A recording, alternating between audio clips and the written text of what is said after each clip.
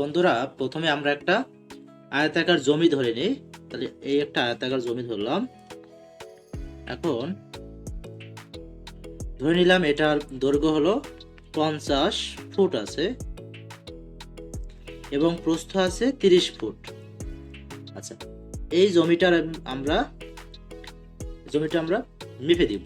আচ্ছা, তাহলে এখন আমরা জানি 435.60 বর্গফুট সমান 1 শতক। তাহলে এই জমিটা আমরা শতকে বের করব।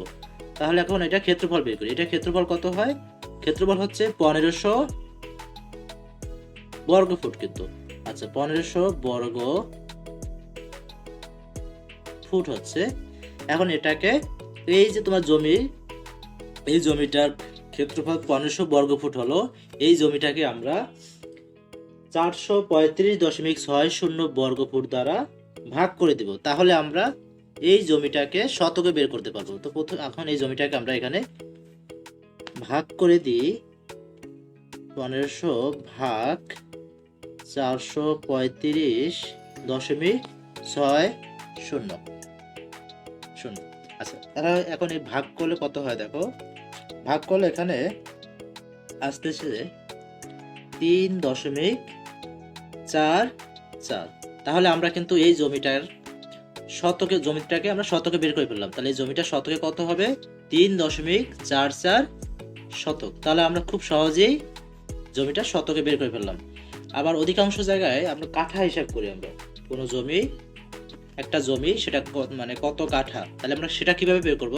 তাহলে দেখো, এখানে আমরা এই জমিটার ক্ষেত্রফল পেয়েছি 1500 বর্গফুট।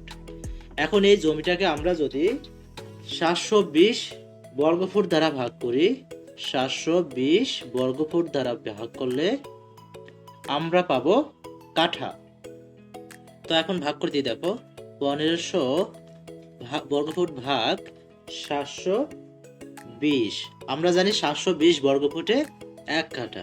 তাহলে এক্ষেত্রে আমাদের এই জমিটা এখানে কত আসতেছে দেখো।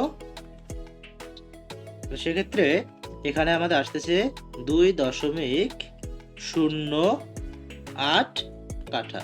একদম সহজ কিন্তু। আজকের পর থেকে তোমরা সবাই জমি মাপতে পারবে। তাহলে এখানে খুব সহজেই আমি দেখেছি জমি কিভাবে শতকে বের করতে হয়, কিভাবে কাঠায় বের করতে হয়। তোমরা শুধু দুইটা মান মনে রাখবে, যে 435.60 বর্গফুট সমান 1 শতক এবং 720 বর্গফুট সমান হলো 1 কাঠা। জাস্ট এই দুইটা দ্বারা আমরা সহজেই জমিটার পরিমাপ করতে, আচ্ছা, জমিটা মেপে নিতে পারবো। এখন আরেকটা কথা আছে, যে এখানে আমি তো তোমার যে জমিটা এঁকেছি সেটা হচ্ছে আয়তাকার। এখন সব জমি কি আয়তাকার থাকে? থাকে না কিন্তু। কোনো কোনো জমি বিভিন্ন আকারে হতে পারে। সেক্ষেত্রে আমরা কিভাবে সেই জমিগুলো পরিমাপ করব? তাহলে ধরে নাও এরকম একটা জমি আছে এখানে, এই যে এইভাবে একটা জমি আছে।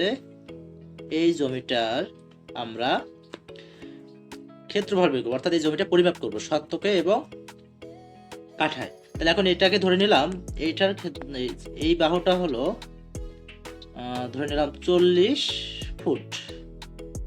এইটাকে ধরে নিলাম 20 ফুট ধরে নিলাম।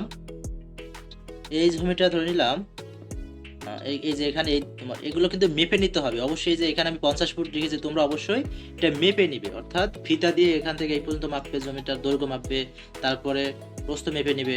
তাহলে এখানে আমি ধরে নিলাম একটা জমিটার দৈর্ঘ্য মেপে ধরে নিলাম 40 ফুট আছে। এটা হলো 20 ফুট। এটা ধরে নিলাম তোমার 50 ফুট আছে, আর এইটা ধরে নিলাম 30 ফুট আছে। এখন আমরা এই জমিটা কিভাবে শতকে বের করবো এবং কাঠায় বের করব? সেক্ষেত্রে আমরা জাস্ট এই যে মাঝখান থেকে একটা দাগ, এই মাঝখান থেকে আমরা মেপে নেব, অর্থাৎ এখানে দুইটা ত্রিভুজ হয়ে গেল কিন্তু। তাহলে এখানে ধরে নিলাম এই বাহুটা হলো 45 ফুট।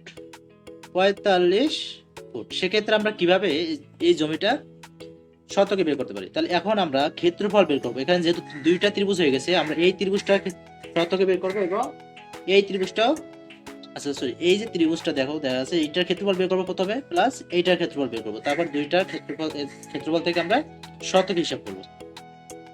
তোমরা অনেকেই ত্রিভুজে অর্ধপরিসীমার সূত্র শিখেছো, সেটা হচ্ছে 3টা বাহুর যোগফল করে তাকে 2 দ্বারা ভাগ করলে আমরা অর্ধপরিসীমা বের করতে পারি। 2 দ্বারা ভাগ করি, তাহলে আমরা ওই একই ভাবে এইটার অর্ধপরিসীমা বের করব, এইটার অর্ধপরিসীমা বের করব। কারণ এখানে দেখো এইটার মান দেওয়া আছে, এই বাহুটা, আর এই বাহুটার মান দেওয়া আছে, এই বাহুটার মান দেওয়া আছে। তাহলে প্রথমে আমরা এইটার অর্ধ পরিসীমা বের করে নিই। এটা অর্ধ পরিসীমা হচ্ছে এরকমটা 40, এই বাহু, এই তিনটা বাহু আমরা যোগ করে দেব সহজে। 40 যোগ 20 যোগ 45 ভাগ করে দেব আমরা 2 দ্বারা। তাহলে এখানে যোগ করলে কত হয় দেখো, যোগ করলে হচ্ছে 105, এইটাকে আমরা ভাগ করে দিব 2 দ্বারা। তাহলে 2 দ্বারা ভাগ করলে কত হবে, 52.5। আচ্ছা, তাহলে আমরা এটা ক্ষেত্রফল কিভাবে বের করতে পারি, সেক্ষেত্রে আমরা বের করব √52.5 ইন্টু 52.5 বিয়োগ 40, আচ্ছা, ইন্টু 52.5 বিয়োগ 20 ইন্টু 52.5 ইন্টু, আচ্ছা এখানে আছে 45, তাহলে এটা 45 দিয়ে দিব। আচ্ছা দেখো, তাহলে এখন আমরা কি করব, √, এখানে 52.5, আচ্ছা এখান থেকে এটা বিয়োগ করে দিলে কত হবে, এটা বিয়োগ করলে হবে এই 52.5 থেকে 40 বিয়োগ করলে হবে 12.5, 12.5 গুণ, এরপরে 52.5 থেকে যদি আমরা 20 বিয়োগ করি সেক্ষেত্রে কত হয়, 32.5 গুণ, এরপরে আমরা 52.5 থেকে 45 বিয়োগ করব, 52.5 বিয়োগ 45, সেক্ষেত্রে থাকতেছে 7.5। তাহলে আমরা এখন এই যে 4টা গুণ করে দিব এটা, আচ্ছা গুণ করে দিলে কত হয় দেখো বন্ধুরা, দেখো এখানে গুণ করার পর আমরা কি পেলাম, 1, এই দুটো, আচ্ছা এটা গুণ ক্যালকুলেটর দ্বারা গুণ করে নিবে তোমরা, গুণ করলে কি হচ্ছে 1, 5, 9, 9, 6, 0.9375। এখন এটাকে যদি আমরা রুট করি সেক্ষেত্রে কত আসতেছে, 399.95, তাহলে এখানে 95 হবে। আচ্ছা, তাহলে একইভাবে আমরা এটা কিন্তু পেয়ে গেলাম, এটার ক্ষেত্রফল পেয়ে গেছি। একইভাবে আমরা এইটুকুর ক্ষেত্রফল বের করব। আচ্ছা, তো এখন আমরা এটার ক্ষেত্রফল বের করে নেব। এইটুকুর ক্ষেত্রফল কিন্তু আমরা পেয়ে গেছি, তাহলে এটার ক্ষেত্রফল বের করব।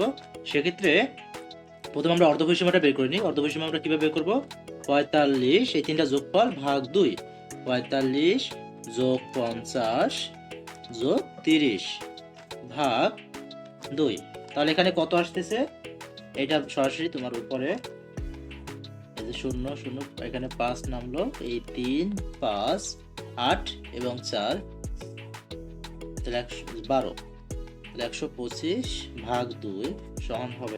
আচ্ছা, তো বন্ধুরা 125কে 2 দ্বারা ভাগ করলে হয় 62.5। তাহলে আমরা অর্ধপরিসীমা পেয়ে গেলাম 62.5। এখন আমরা এটা ক্ষেত্রফল বের করব। ক্ষেত্রফলটা কিভাবে বের করব, তাহলে প্রথমে √62.5 ইন্টু দেখব 62.5 বিয়োগ 45 ইন্টু √62.5 বিয়োগ 50 ইন্টু 62.5 বিয়োগ 30। তো এখন আমরা এটাকে যদি এই বিয়োগগুলো করে দিই তাহলে আমরা কি পাবো, রুটের ভিতরে পাবো 62.5 গুণ 17.5 গুণ 12.5 গুণ 32.5। তো এখন আমরা এটা গুণ করে দিই রুটের ভিতরে, গুণ করে দিলে হবে রুটের ভিতরে 4 4 4 3 3 5.9375। তাহলে আমরা এটাকে রুট করে দিই, রুট করে দিলে কি পাবো আমরা, 666.58। তাহলে আগে আমরা এখানে, আচ্ছা আমরা এখানে ক্ষেত্রফল পেয়েছিলাম, এইটুকুর ক্ষেত্রফল পেয়েছিলাম 399.94, অর্থাৎ এইটুকুর ক্ষেত্রফল হলো 399.95, আর এইটুকুর ক্ষেত্রফল পেলাম আমরা 666.6, আচ্ছা সরি, এখানে হবে 666.5। তাহলে আমরা এটা যোগ করে দেব। যোগ করে দিলে হবে 666.58 যোগ 399.95। তাহলে এটা যোগফল, এটা হচ্ছে যোগফল হবে 10.666.53। তাহলে এটা আমরা টোটাল ক্ষেত্রফলটা কিন্তু বের করে ফেললাম। টোটাল ক্ষেত্রফল হলো 10,666.53 বর্গফুট।